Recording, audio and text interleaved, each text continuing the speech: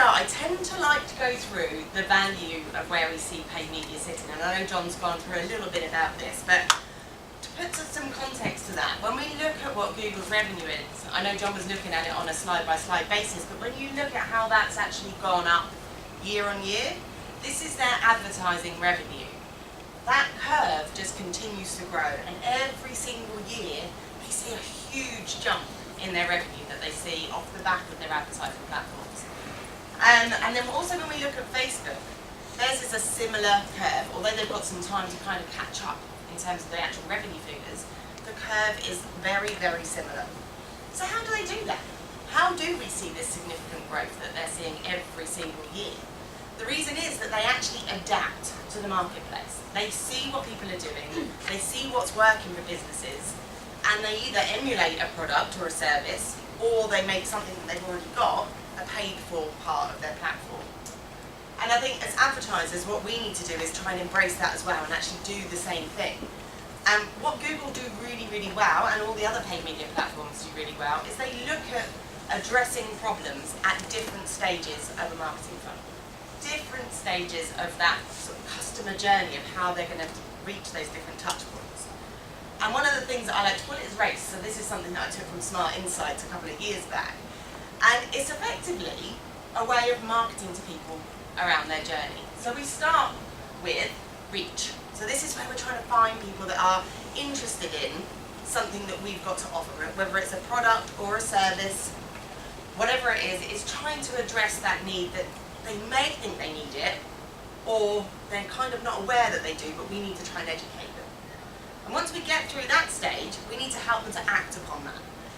And to help them to actually start to progress down that purchase journey. They're not quite ready yet. Then we want them to convert. And then once we do that, we actually want to keep them as a customer. The amount of times you speak to companies where they're like, yeah, we've done all of this marketing, we've paid all of this budget to actually generate new business. But then what do you actually do to keep them? Because people are not loyal to brands anymore, unless you're something like Apple. And they've kind of got you built into that ecosystem. Like, I will not change from an iPhone because I'm so used to how that phone works. I've tried it. I went to Samsung for about 3 weeks, and everyone was like, "You're gonna hate it." And I'm quite stubborn. I was like, "No, I'm gonna love it."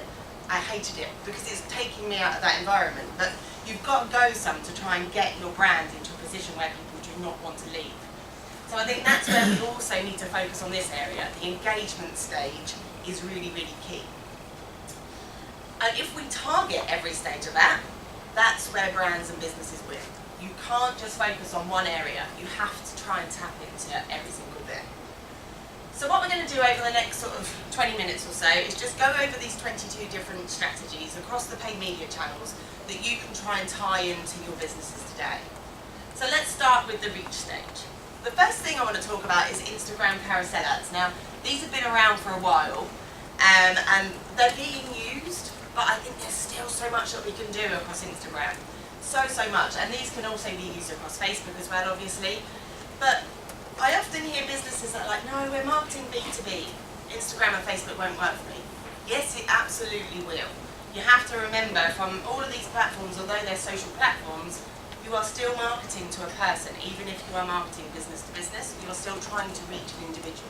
That individual that's that decision maker. So these sort of things are kind of key to use across all the different channels. And I think the carousel format of an ad works really well if you're trying to tell a story. If you're trying to introduce somebody to the product or service that you offer, having that as a swipe through so that people can actually see and take that person on a journey through the product or service that you're offering. Something else that we think is coming soon, so Google often release things and hope that lots of people that in the industry won't necessarily see it, so they can gather a load of data and then they switch it off again. But we're starting to see ads appearing in the Google Discover feed. So this is previously Google Now, and what we're seeing in here is ads popping up. Now, we haven't seen these for a little while again, but I think this is the sort of thing that's going to be coming. Now, what did we see the other day? Did anyone see what I tweeted? Yeah.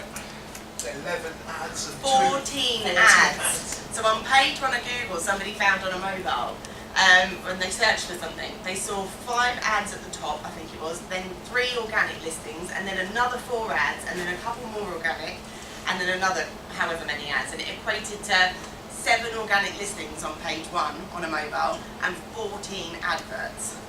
So, and they then came back because a few people saw it in the industry and started talking about it online, and they've now come back to say that it's a bug.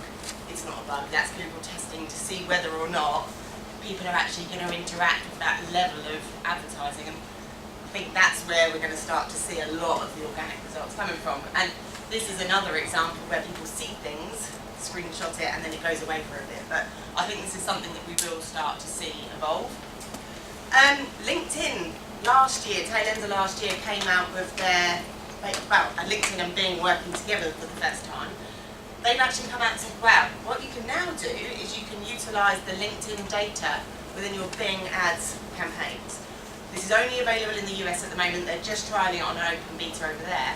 But I think this will start to roll out. So what we can now do, in the same level as we can target different audiences, so when somebody searches on Google or somebody searches on Bing, you can actually layer your bid adjustments and say, right, I want to target this specific demographic or this specific group of people that like these particular things.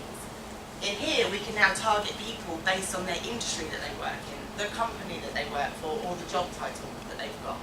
And if somebody within that demographic searches, we can increase our bids for those people, so that our ads are more likely to appear for the people that we're looking to reach in those sort of demographics. This is a really interesting way of how Bing is utilising the partnership that they've got with LinkedIn, and I think this is going to be a really interesting one as we move into 2019 and forwards.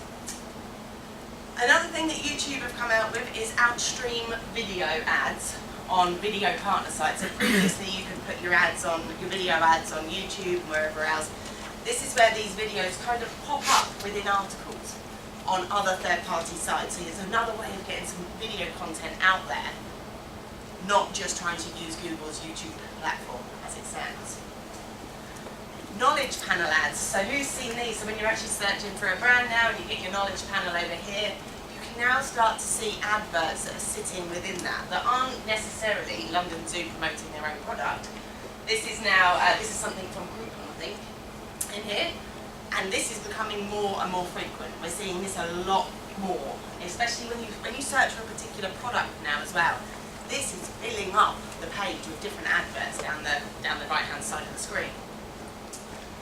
Apple Search Ads is another one. If you've got an app that you want to promote, this is absolutely something that you should look at. Like, they give you so much demographic information about the people that are downloading the apps. It's definitely worthwhile having a look at this if you're looking to promote something on there. Then moving on to the next stage, so we've now got the act stage. So this is all about awareness and trying to promote the fact that we've got something that people want to buy. We've got them engaged a little bit, so we now want them to try and act upon that decision. So some of the stuff that we can do for this stage, so Google came out last year or the year before, I think it was, with responsive search ads. They came out of beta last year. And what these basically allow you to do, it's like website testing, but on steroids for ads. So you can essentially add in a variety of headlines, a variety of descriptions, and Google will then mishmash them all together and try and display different variations of an ad format to different users as they search on Google, so that you can quickly identify the messaging and the kind of the order of an ad that works better for you. And this can be a really good way of saying, okay, well, we've got these people over here that have searched previously. If we use this in conjunction with responsive search ads, what message is it that actually helps to funnel people through to the next stage of their journey? So this is a really, really clever format. I've seen it working well in some instances, not so well in others. It does come with its pitfalls, because if you don't set these up properly, your ads make no sense. So you need to make sure that the way that you're picking the titles and the descriptions, they all work in whatever order they come in, but they can work really, really well.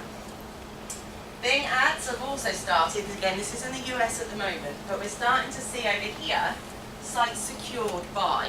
So they're putting security badges on sites. Now to a novice, I say a novice internet user, like there's a lot of people out there that don't necessarily know that these are adverts still people don't really realise that that's how these companies make money.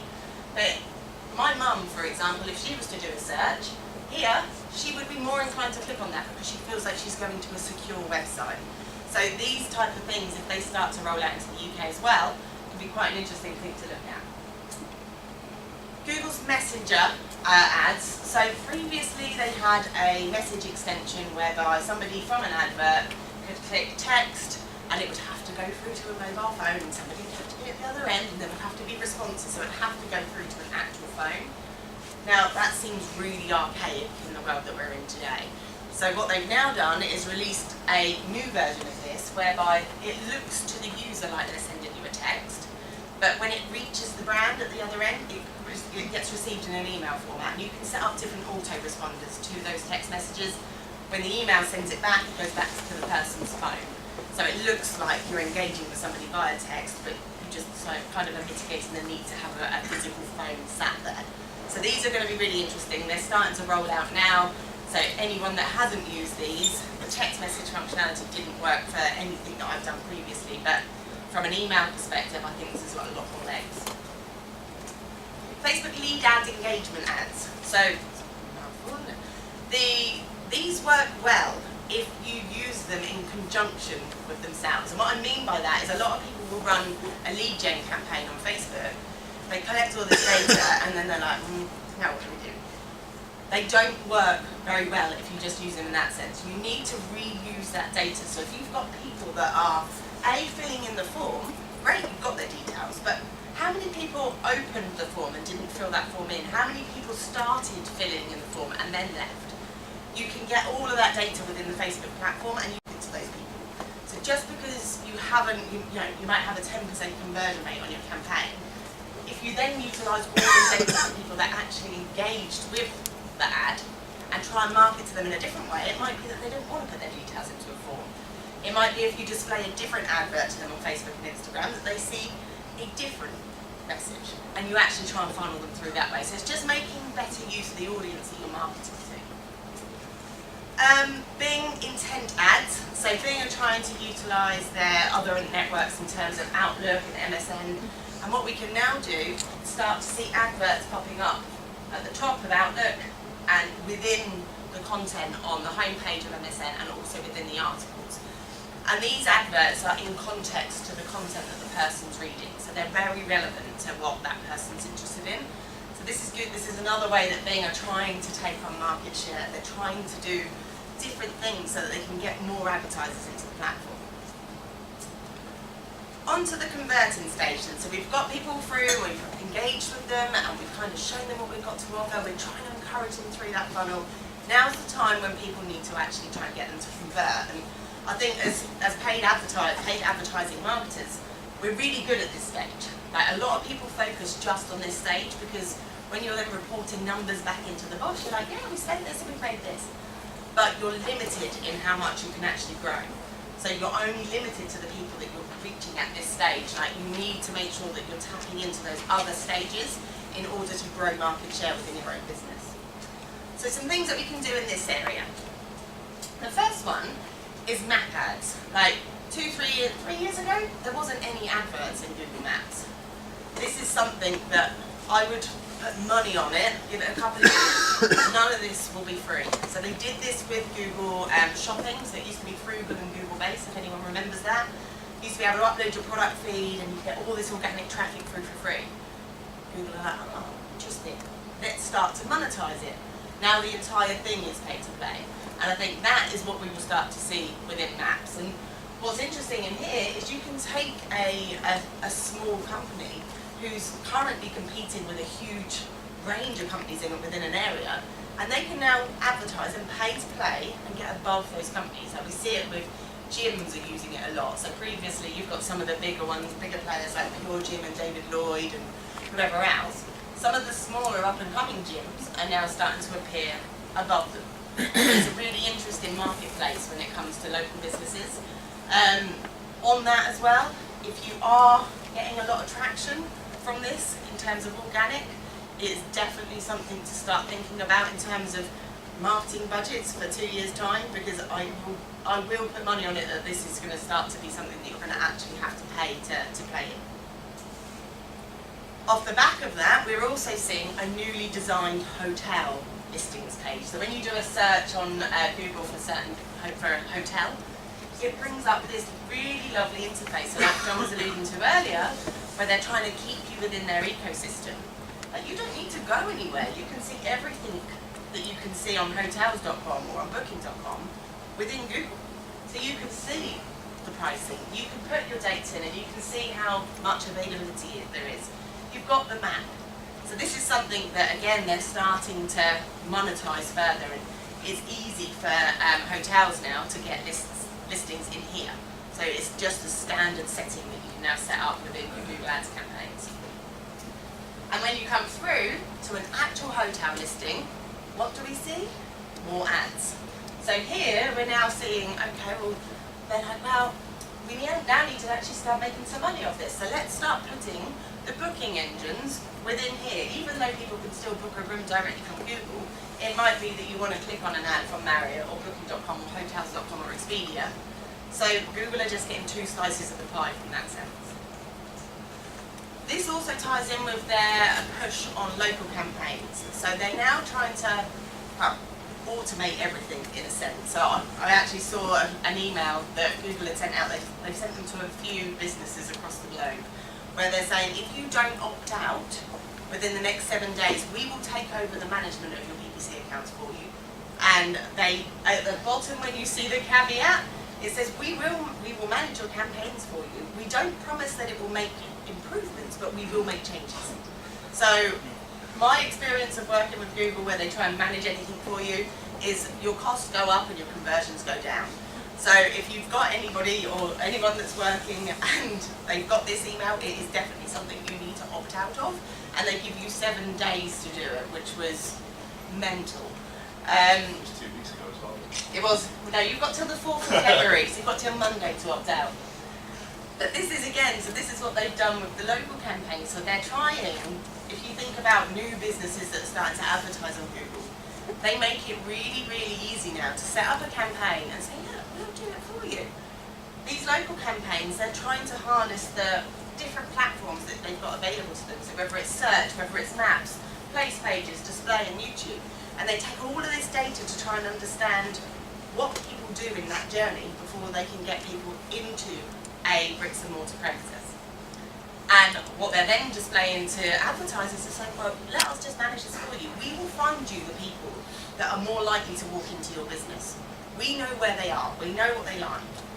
But they don't really give you the measurable stats off the back of it. So these are something that are, I don't know, I think they're worth a try to see whether they work or not, and it might work for some businesses, it might not work for others. So it's definitely worth a try. Something else that they launched, so they had, they've got Google Optimize, which is their website testing platform. So again, it's basic in a degree, like there's others that you can get out there, but if you're a business that just wants to do a quick A/B test to say, well, if we change the colour of the button on this landing page to the colour of the button on our static landing page over here, what does that do to our conversion rate? What can we do to our cost per acquisition? If we move the image from here to here, or just some simple things in that. So you can now tie in your Google Ads platform with Google Optimize, and it allows you to do those A/B testing of sort of landing page changes just to see whether you can actually improve your campaign. LinkedIn carousel. So LinkedIn have also started to sort of jump on the bandwagon of Instagram and Facebook. So you can now, especially for B2B, these are brilliant. Like in this example here, it's using that kind of storytelling functionality that we've seen in the other platforms, but trying to target people in that way.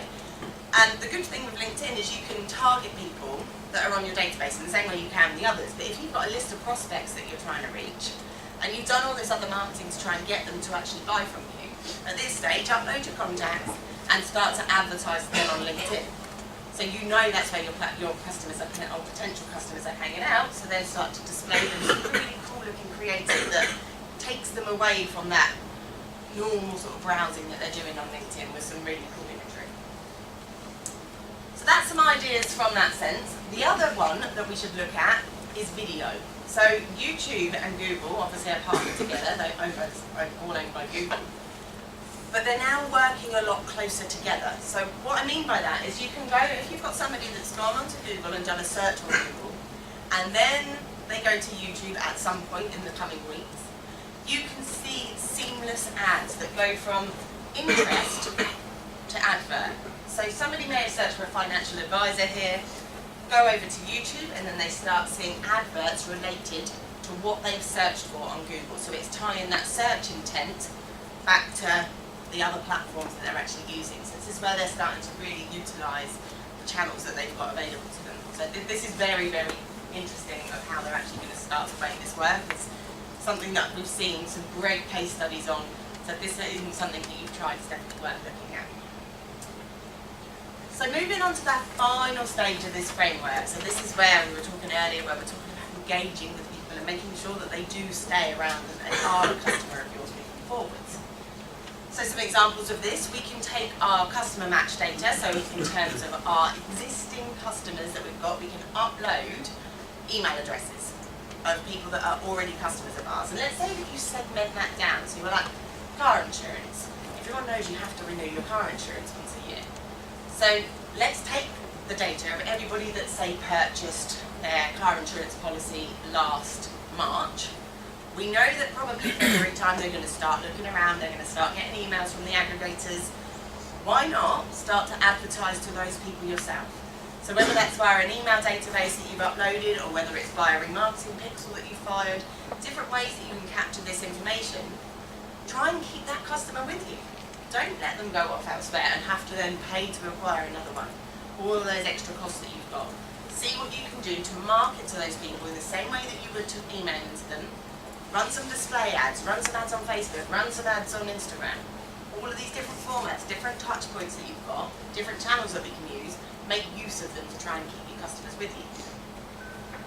Something else that is now starting to come out, so Facebook have always said that they don't do anything with WhatsApp, and they don't read your WhatsApp messages. They still say they don't, but I do think they do. What we can now do is, because a lot of people got a bit wise to not wanting to use Facebook Messenger, because if you read the T's and C's, it tells you it's listening to you all the time. The microphone is switched on, and it listens to everything that you are saying. So people got a bit wise to that. So now what they're saying is, okay, well, we know that we haven't got as many people using Messenger as what we'd like, but we know we've got a lot of people using WhatsApp. So now what they're starting to incorporate is, within a Facebook ad, you can now hit send message, and that message will pop up within your WhatsApp account.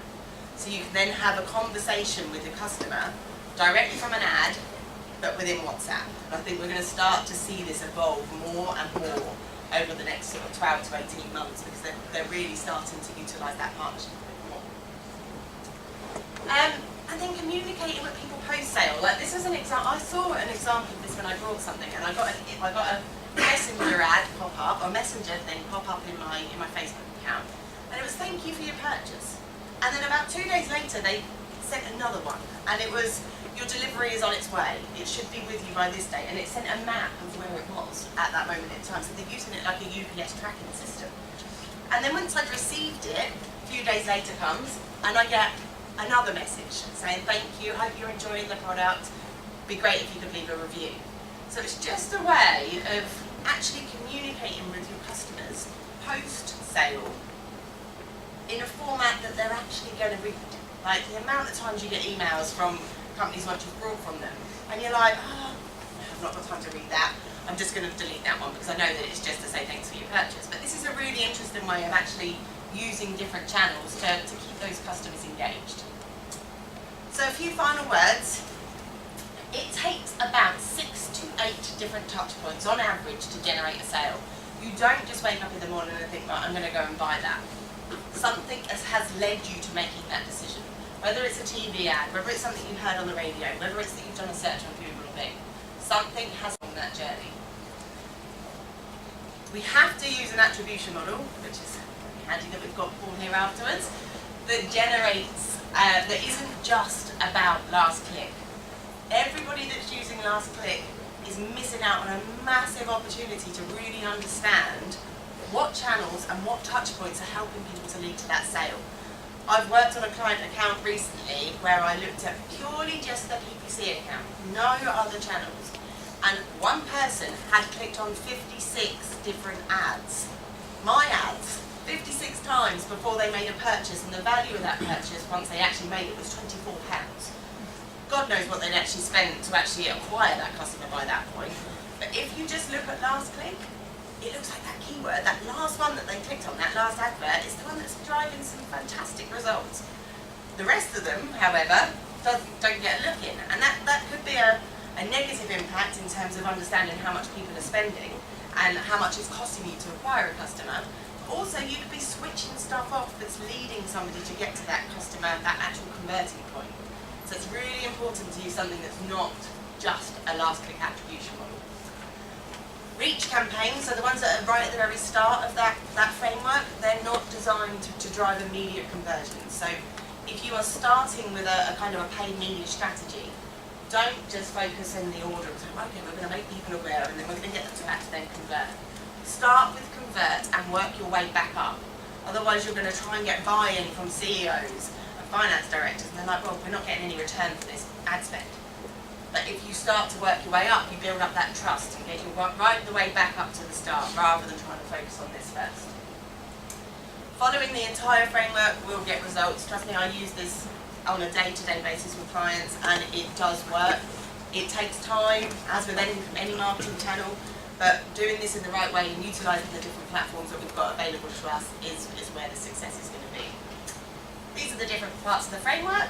That's it.